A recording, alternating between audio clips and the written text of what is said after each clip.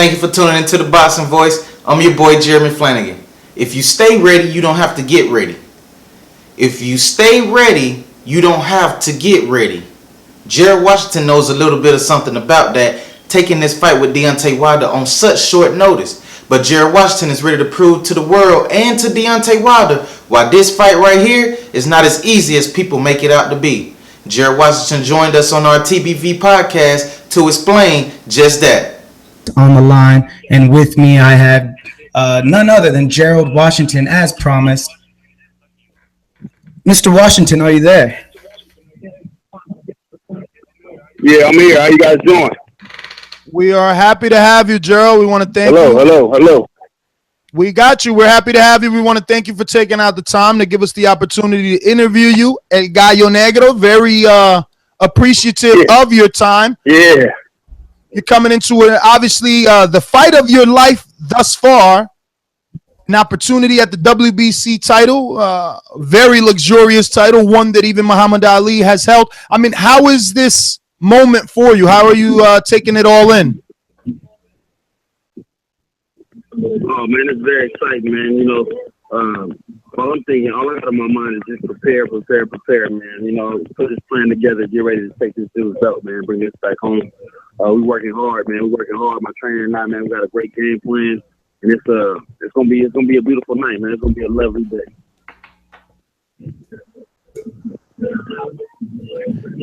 Now, you took this fight on short notice. Obviously, it's not something that you would have normally done, right? Like, ideally, you would have wanted an 8-week camp for, the biggest fight of your career, but you had to take whatever came your way. How do you capitalize on this moment, knowing that, you didn't have the full training camp? Your mindset wasn't 100% focused on Deontay Wilder because you had another opponent.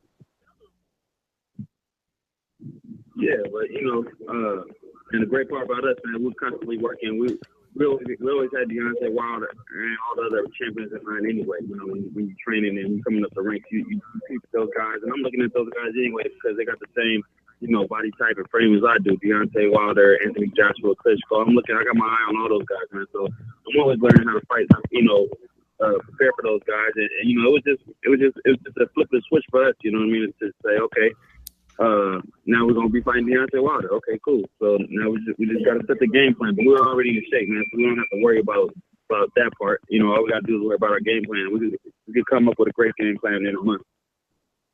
Hey, Gerald. So this is Stephen Calderon. So just a quick question.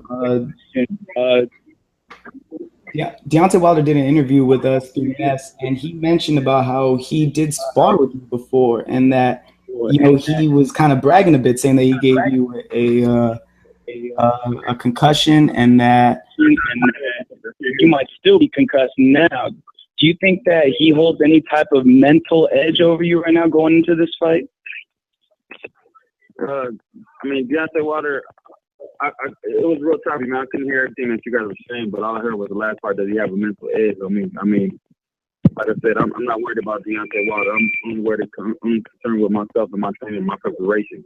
As long as I'm 100%, man, I'm gonna beat Deontay Wilder. He can feel how he wants to feel about me. Yeah, he has experience. He's been in the ring. He's been champion for a while. He's defended it a couple of times, but he's never been in the ring with anybody like me. So I'm bringing that to the table, man. I'm coming hard, man. So if he underestimates me, you got a rude awakening.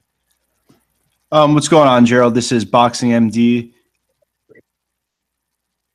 Obviously, Deontay Wilder is coming off an injury with his right hand. Do you believe that his hand is 100%? And does that affect, obviously you can't give away your game plan, but does it affect how you train at all? To assume that maybe it hasn't recovered 100%, relying a lot on his left hand instead of his right? You guys ever play that game Bloody Knuckles? I'm going to punch him in his right hand as hard as I can, man, and take him out of there. Hey, man, that'd be at least a good game plan if happening. Nah, it's all good, man. We're prepared for the best Deontay Wilder that we got. We're not concerned about any of that, man. We're not concerned with his bicep. We're not concerned with his hand. We're just looking for the best Deontay Wilder. don't want to. I'm hoping he's at 100% because I don't want to hear any excuses. I don't want to hear anything, man. Because I'm going through my share of stuff too. Everybody goes through the bumps and bruises in camp. You know what I mean? So I'm working through it, man. I'm bringing all I got, man. If he's not ready, he don't have to fight on February 25th. He can hold on. You know, he can go ahead and pass me that belt if he wants. But I don't want to hear any excuses about a hand or bicep or nothing like that after we fight, man. I'm gonna go in there to fight the best Deontay Wilder, and I'm gonna handle my business. Gerald, it's Enrique Church, the casual fan. So you mentioned you want to be 100%, right? The fight is only about 9 days away, 8 days away. What percentage you think you at right now? Yeah. No, I'm at a good percent. I'm good. I'm saying I'm preparing for 100%. Deontay Wilder at 100%. I'm not worried about him and his injuries or whatever. You know what I said everybody goes through their bumps and bruises through camp, but I mean, I'm gonna be good, man. I'm gonna be 100%. You know, I'm gonna be focused. I'm gonna be locked in on the fight night, man. And whether I'm 100% or not, man, you guys ain't gonna know nothing. You guys just gonna know that I'm there to fight. You gonna see that. That's what you're gonna see. So, Gerald, I mean, can you let us know who you use for preparation for this fight? Like, who were you able to find to mimic his height, his style, or are you not concerned with any of that? You know, what sort of choosing and selection did you use for sparring partners? Yeah, I mean, he got different skills that he brings to the table. He's a big, long guy. He's 6'7". You know, he has long reach and stuff. So we got tall guys too. But it's hard to find the exact combination of guys. But you know, I picked a lot of guys that were like more built for speed and faster guys because he is pretty explosive. So that's what I want to prepare for. I'm not worried about the length and the size. I could deal with that all day. I deal with that all day. We get plenty of sparring guys that are 6'5" and 6'6", 6'7". That's not the issue. The issue is what can he do athletically and how he carries himself around the ring, man. So that's why we're dealing with faster fights, man. A lot of cruiserweights and guys with speed. Do you take, I guess, any confidence in the fact that the both of you share a similar amateur background where you're both not that experienced in the amateur world and you're learning on the job as a professional?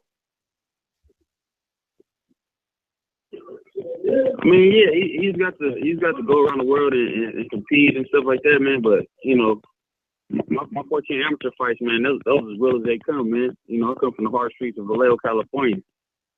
So yeah, man, no, it's not about that, man. It's not about that for me. I get plenty of experience in sparring and in training, and we work on stuff, man. We really lock in and key in on things that we need to work on, and I know how to deal with Deontay Wilder. You know what I mean? So, like I said, if I'm at my best, I will beat Deontay Wilder.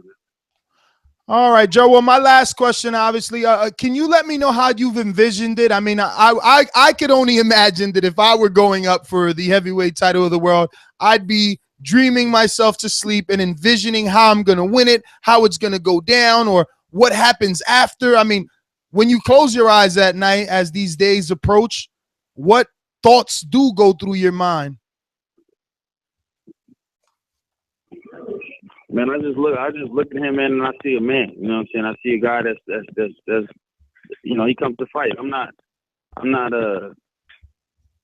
very capable, man. I don't put too much out there. You know, I'm just saying I'm well prepared for the fight.